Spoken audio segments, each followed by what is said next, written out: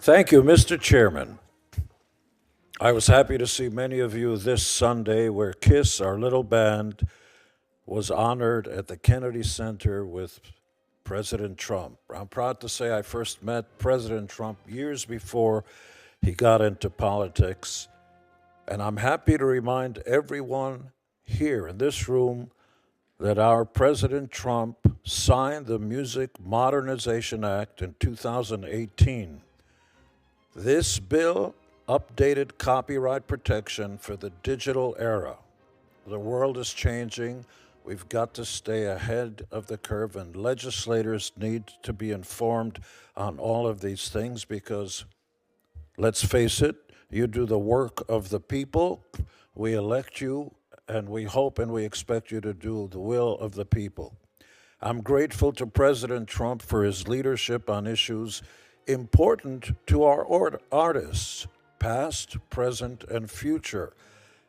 I'm here to kindly ask all of you, both Republicans and Democrats, to help us remedy a situation, an injustice, let's call it for what it is, an injustice that's been ongoing for many, many decades. I'm going to tell you what I mean. Bing Crosby recorded perhaps one of the biggest songs of all time, White Christmas. What's more American than that? Written by Irving Berlin.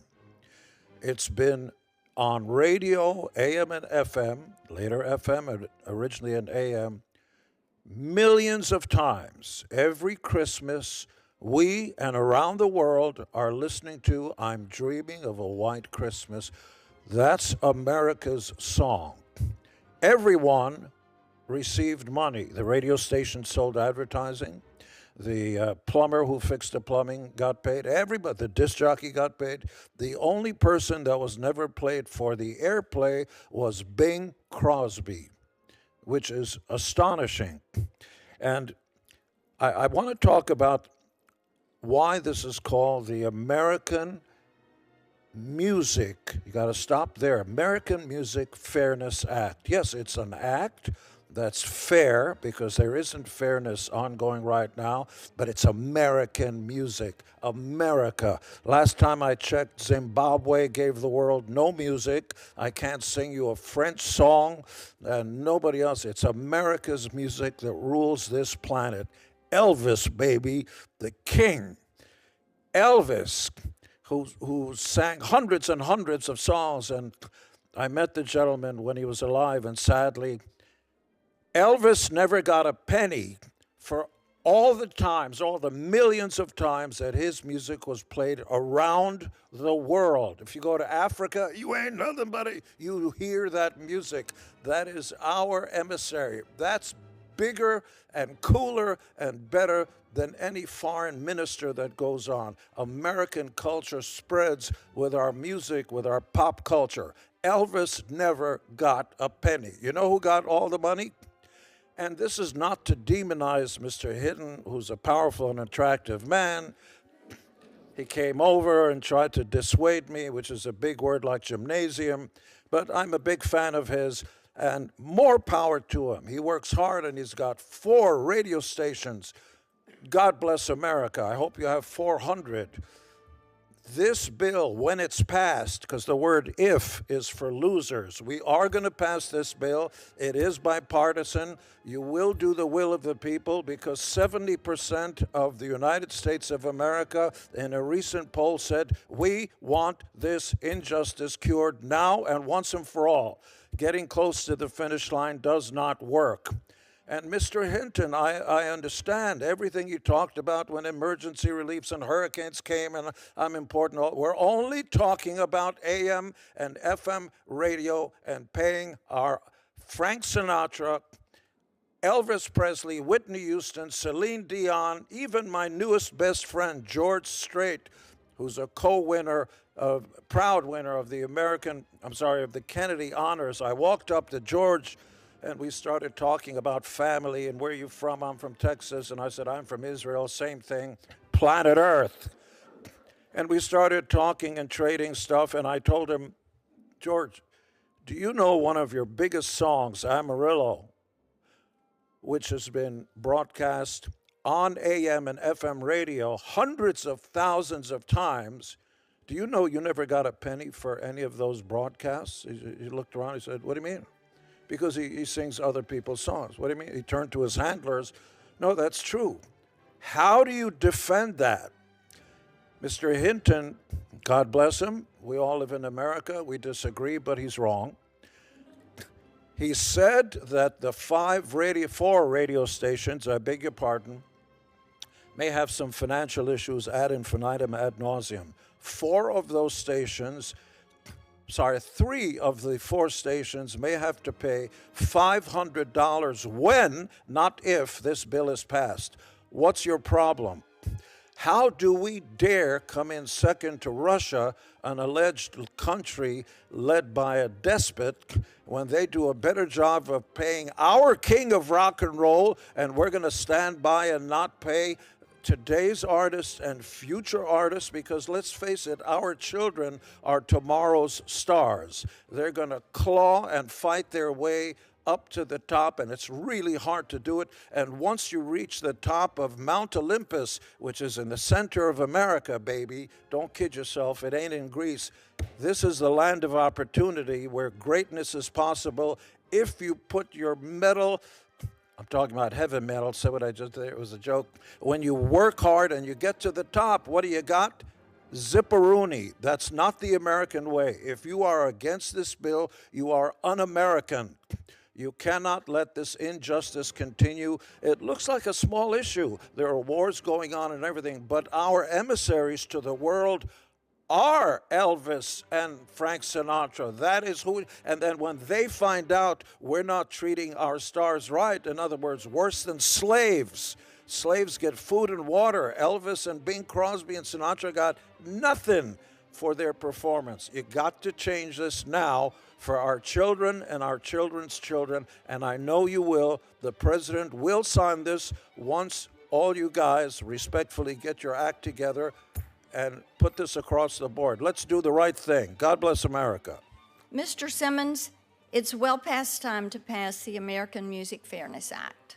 I want you to very succinctly say, this is why we need to do it today. We have to do it today because AI is right around the corner. This is an archaic injustice that's been around for a long time, and there's no reason why we should get in the middle of it.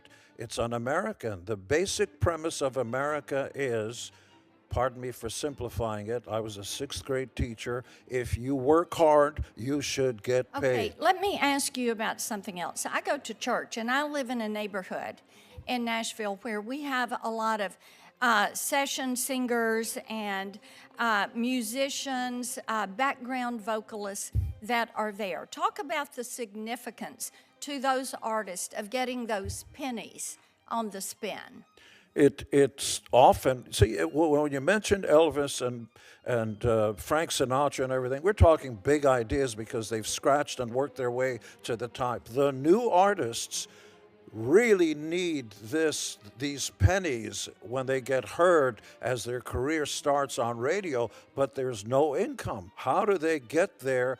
How do they claw their way up to the top with the help of radio? And again, I'm not here to demonize Mr. Hinton or the radio stations. We need each other. Performers need radio. Radio needs performers. But for God's sakes, equitable doesn't mean you get zero, and radio makes $14 billion just this last year. That's not equitable. I know it's a big word like gymnasium, but come on, Hinton. Let's get with it. Let's become American. Thank you, Mr. Chairman. Yep. Senator Schiff. Thank you, Mr. Chairman, and thank you to my colleague, Alex Padilla, for this legislation. Appreciate all of you testifying today. Mr. Simmons, I want to ask you about the song Beth, but you're not here for that, so I'm not going to. And I love that song. I love all your songs. And thank you for bringing my Cusimano constituents with you.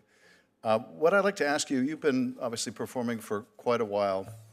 When you began your career, there was a kind of understanding that I think was the rationale for this injustice, that well, if radio stations are playing your music, you're getting advertising, more people are buying your albums.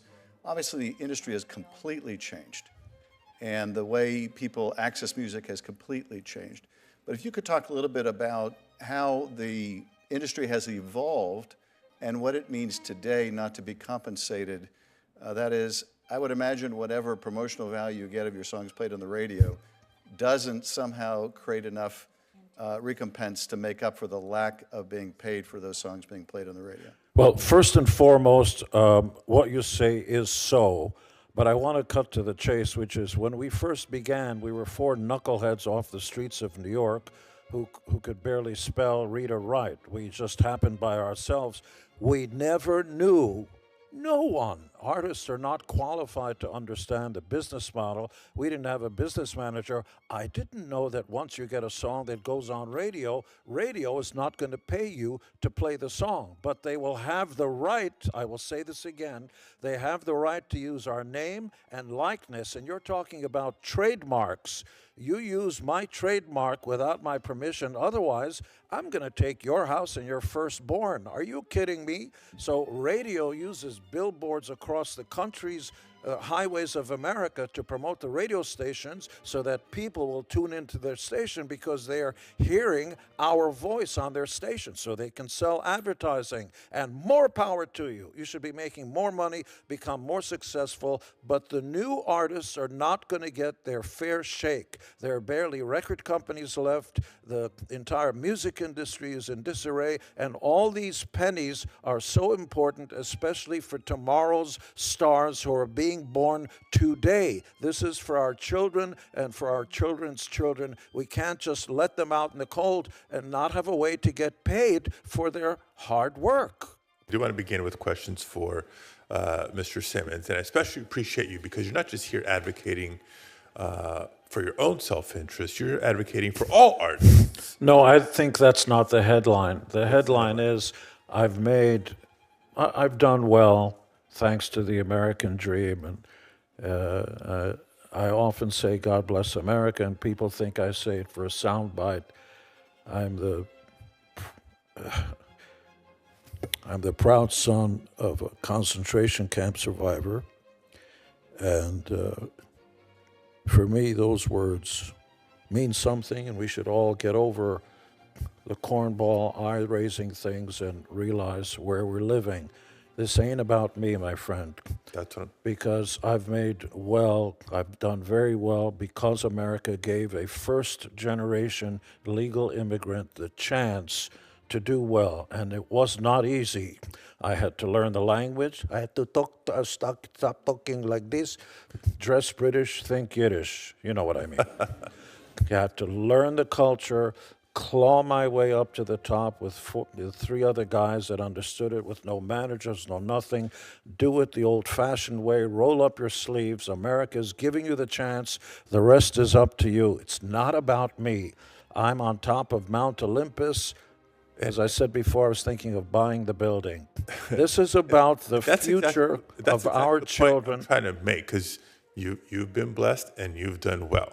And I think there's a misperception in the general public that most artists, if they kind of recognize the name, oh, they must have made it. They're all on top of Mount Olympus, but that's not the case. So what I want to hear from you is kind of reflect back to the earlier stages of your career. What would these type of royalty payments mean for emerging artists who are trying to build their career? Every little bit helps. At the outset, I understand that a brand new artist isn't necessarily going to help a radio station get to a point, but perhaps I scratch your back. When they get bigger, they'll be more appreciative of WXRP or whatever that's called and say, you were there for me then, I'm going to be, it's about relationships. But if you work hard, the American way is you must get paid.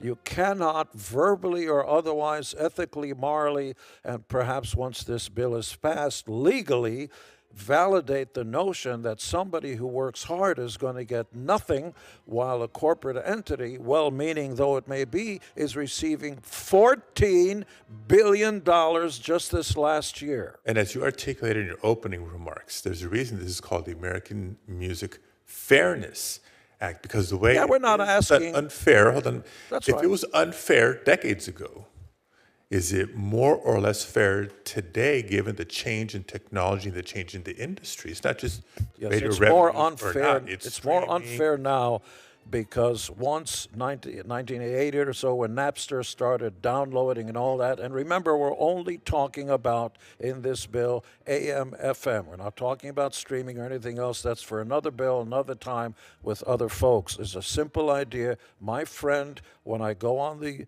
highways of America, is my radio station, and I'll turn to AM or FM to hear the music I want to hear, and they're playing it and charging advertising and so on. The people who are on that, who are singing my favorite song, are getting zero for that performance. That's got to change. I don't know if I answered your question, but I thought I was profound anyway.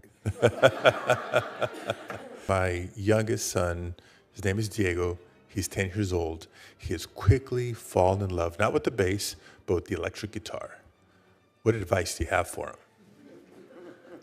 Have a fallback position.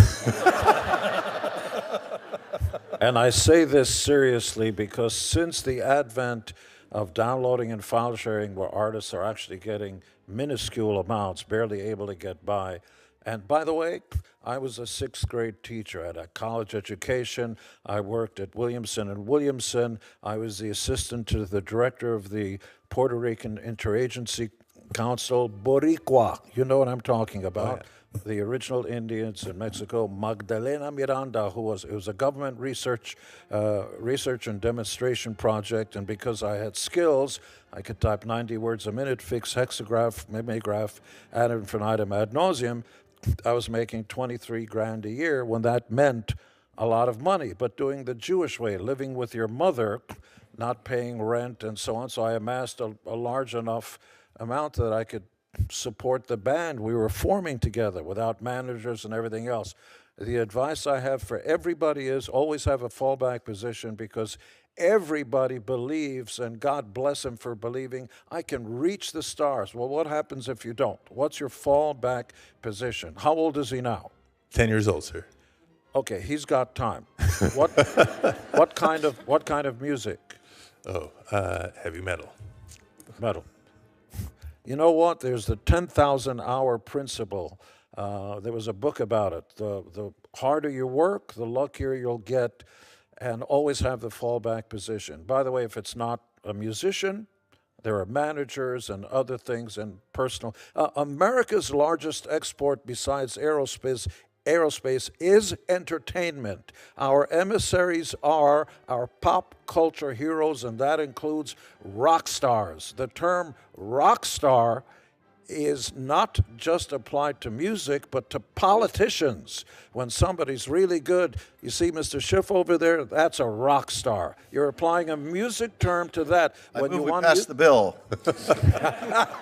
When you're using it as a verb, let's rock. We're going into extended play here. We need Thank to you move very to much. Senator Thank you, Welch. Mr. Chair. This is Senator Welch. important. Around the world, rappers call themselves rock stars. You go to anywhere in Africa, Europe, it's American culture. I'm getting the kick that says basically, shut up, let them talk. But I'm passionate about this because it goes back to our children. Don't let the future, our children, not have an opportunity to make a few pennies. We're not asking for a lot. You guys are making, respectfully, Mr. Hinton, you guys are making $14 billion a year pre-tax. I understand the hardships of the American tax system. That should be changed also. Flat tax, everybody. We're going to have to move to Senator Welch. And they might be college stations, and they play a role to get a person started, to have some sense that they can have a career. But that radio station can't afford anything. Yeah, Senator Welch, just for the bill we're talking about today, there is a $100 cap for college stations, $500 cap for certain low market stations. I think that's great. It makes it possible. There's been a lot of progress on that. But that would you wouldn't have a problem with that, right, Mr. Simmons? I'll take it case by case, Senator, but it should be up to performers to decide, not for an industry that's rich in their pockets with $14 billion. But I understand we are Let me sensitive. push back a little bit in the sense that the performer is not going to be negotiating with the college radio station in Vermont State College, right? I mean, that's the whole point of the legislation, is to try to provide some fairness. And my question to you is, do you have any issue with the legislation including some carve-outs for stations whose revenues are below a certain amount, where reasonably speaking... You're speaking to possibly the most unqualified person in this room. However, as a voting citizen of these United States, I and the rest of the population hold the ultimate power. And as one voting member, I think all radio stations must pay something. Okay. Somewhere between something and $14 billion is the answer. All right, just one final plug. Senator Blackburn and I have the TRAIN Act, and it's really an effort to try to protect exploitation of the artistic output of products through AI. And I would just like to hear from each, just a yes or no. Do you think we should protect intellectual property, the creative content, Respectfully, being exploited with it? May I take some AI? of your time, Senator? To I didn't the want you extent to that say- he's already 40 seconds over, yes. Very clearly. In some of the contracts that I've signed and negotiated myself, although I'm not a lawyer, in the interest of full disclosure, perhaps there should be an escalation clause. Smaller stations, you play our songs a few times, it's X. If you're finding out that you're playing our songs and it's really increasing and you start making a lot more money, perhaps there should be an escalation clause for the reason you're making more money and selling more advertising. That's fair. Mr. Simmons, I want to ask you, there was probably a point in your career, as there is in almost every musician, where you wondered, are we really going to be able to make a go of this? Am I going to be able to earn a living this way? At that critical crossroads where probably a lot of artists decide they just can't make a go of it, what would it mean to have that additional revenue from hearing their works performed on the radio? Can you tell us what that moment was like, if you ever experienced that? Maybe you knew from the beginning you were going to be a hit no matter what, so maybe you're the exception, but tell us what that moment was like for you, if you experienced it, and what it means to others to have that little extra help to get you to the next level. At the outset of any career, all those pennies, bits and pieces are so important. It sometimes is the difference between success and failure. There was a band that just recently announced, a band called Garbage, successful. They sold 1 million records of something. Shirley Manson, the lead singer, announced they were quitting the music business because for them it was not financially feasible.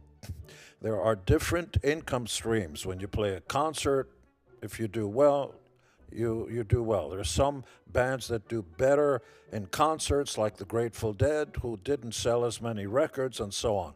So every one of those pieces of the puzzle gives a band a chance to survive. And at the outset, as I said before, radio is important. Radio is important for both of us. Radio needs artists, and artists need radio. That's fine. I'm going to keep going back to the same old point. One of those two is making a fortune, and the other one, for doing all the hard work, is getting Zippola. I'm going to say it again. For the new artists, often it's times between, often it comes down to death or life. Those few pennies that radio would pay once this bill is passed, because I don't play with if. This will go through. I know the president well enough. He will sign this as soon as we all put this paper in front of him. It will give new bands a chance. those extra pennies and dollars and so on will give them a little more to devote more to their craft. And again, you know, this idea that, oh, it's just music. No, it's not. It represents America. They are our emissaries to the rest of the planet. We want to have big superstars so they can tour overseas. So everybody says, that music comes from America. I want to go to America. One of the reasons my mother and I wanted to come to America, I wanted to come, is Elvis. Where was he born? I can't think of a single performer, artist or anything that comes from, I got to go to France to hear, no, I don't, it's like, shut up. You want to come to America, the land of dreams, the land that creates superstars and superheroes. Those are our emissaries. Pay new artists especially. Pay them something, between something and $14 billion, Mr. Hinton. Thank you, Mr. Chairman. Mr. Simmons, thank you for being here. Congratulations on your recognition Thank you. And this in week. the And thank you for following- having an impact on so many people. Thank you. And in the following week, if you need me to fly back here and state our case again, I'd be more than happy to. Thank you. Thank you.